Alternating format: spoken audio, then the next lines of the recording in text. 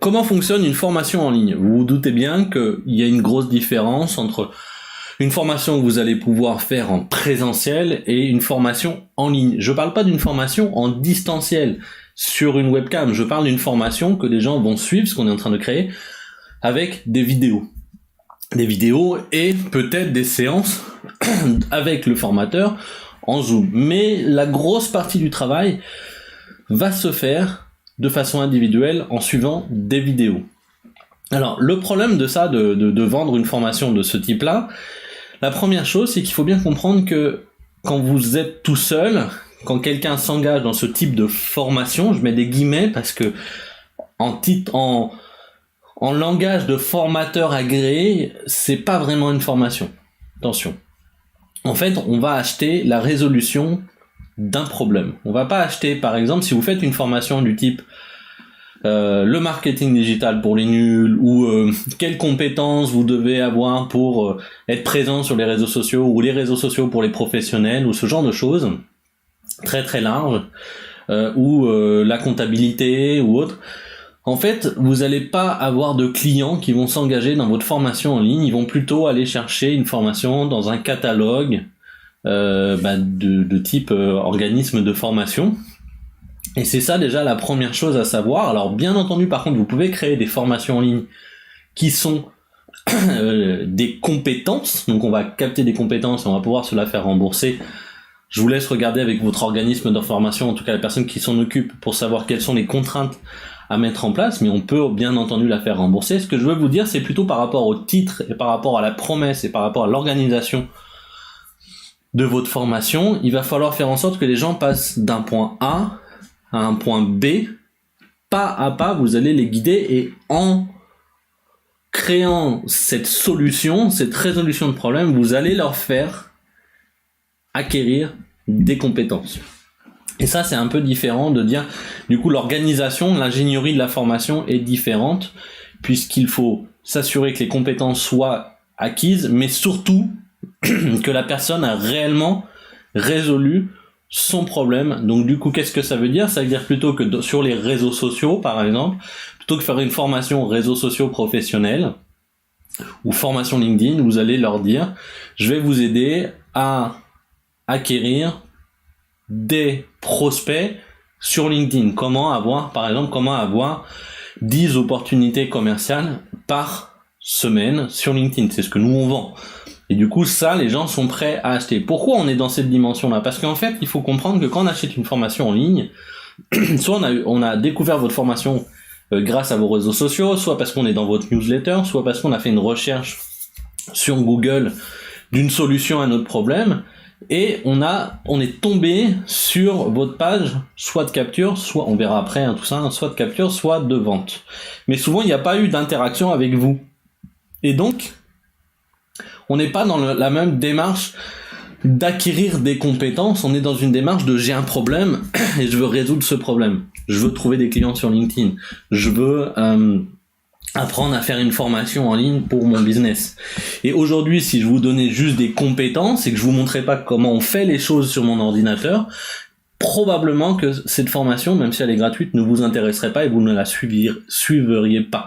Et c'est le gros souci aujourd'hui des organismes de formation qui essayent de vendre des formations en ligne, c'est que souvent ils s'arrêtent, je vais pas dire qu'ils s'arrêtent à la théorie, mais ils résolvent pas vraiment le problème. Ils disent, bah voilà, en ayant ces compétences-là, si vous les mettez dans le bon ordre, vous devriez réussir. Mais finalement, c'est pas très concret pour la personne. Et donc la personne a dit bon bah oui, c'était pas terrible. Et c'est pour ça qu'aujourd'hui les organismes de formation classiques commencent à avoir des difficultés à vendre de la formation en ligne à distance au profit d'infopreneurs ou en tout cas de personnes qui vendent qui ne font que vendre de la formation en ligne et qui ne sont pas peut-être à l'origine des formateurs. Et c'est le gros souci qu'on a, c'est qu'aujourd'hui on a des gens qui ne sont pas formés à la formation, qui ont du succès à vendre des formations en ligne mais qui ne sont pas remboursés parce qu'ils ont pas les connaissances et l'expertise d'un formateur comme vous pouvez l'avoir ou d'un coach comme vous pouvez l'avoir. Et à l'inverse, vous avez des formateurs et des coachs qui ont une très grande expertise sur de la formation et de l'acquisition de compétences mais qui n'ont pas la logique de résoudre le problème concret de leurs clients. En gros, il n'y a jamais personne qui veut se former au marketing digital, à la comptabilité, à un logiciel, à la gestion ou au management pour le plaisir. Il y a toujours quelque part une réalité. Par exemple, si vous êtes formateur en management, la promesse que vous pourriez faire, en tout cas la formation que vous pourrez faire, c'est comment faire évoluer votre carrière en devenant un meilleur manager. Ça, c'est ce que la personne souhaite, donc elle est prête à l'acheter. Donc ça, c'est le premier gros bloc, la grosse différence sur comment on vend une formation en ligne, c'est que finalement, on ne vend pas obligatoirement un référentiel de compétences, mais on vend la résolution d'un problème. Je sais que ça va en faire sauter plus d'un sur leur chaise, et que je vais essayer dans la suite de la formation de vous expliquer comment vous allez pouvoir rester sur un référentiel de compétences et la résolution d'un problème, mais même pour vous, sur vos formations en présentiel, c'est aussi intéressant d'intégrer cette dimension résolution de problèmes. Vous pouvez, bien entendu, vous assurer que oui, il y a des compétences à acquérir. De toute façon, moi, je vais vous faire acquérir des compétences. Mais par exemple, je vais pas faire de vous un expert en caméra, je vais pas faire de vous un expert en lumière. Je vais simplement vous dire, pour ce problème spécifique et de créer une formation en ligne, je vais vous donner les bases de cette solution.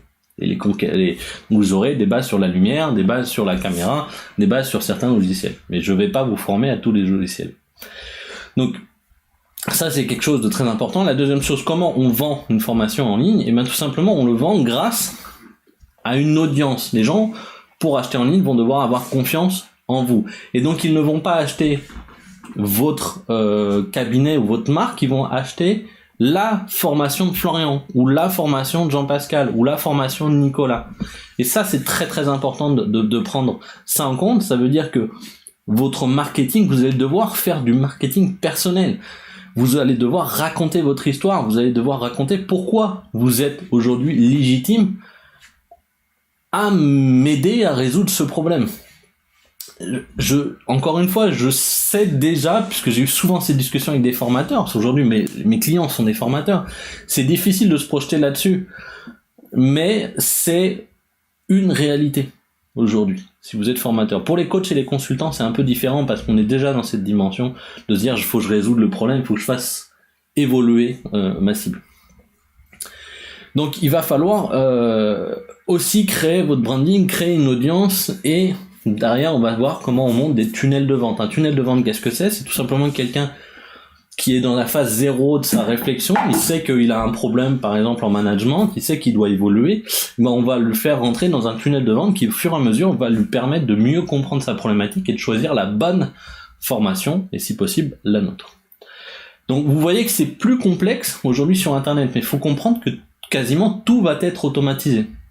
Et donc on n'est pas du tout sur de la formation où je vais choisir une formation sur catalogue.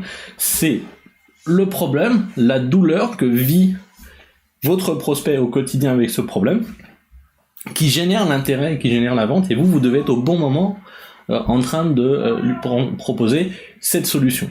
Donc voilà, c'est ça que je voulais vous dire aujourd'hui. On passera par la suite sur la construction du tunnel de vente et sur la construction de votre audience.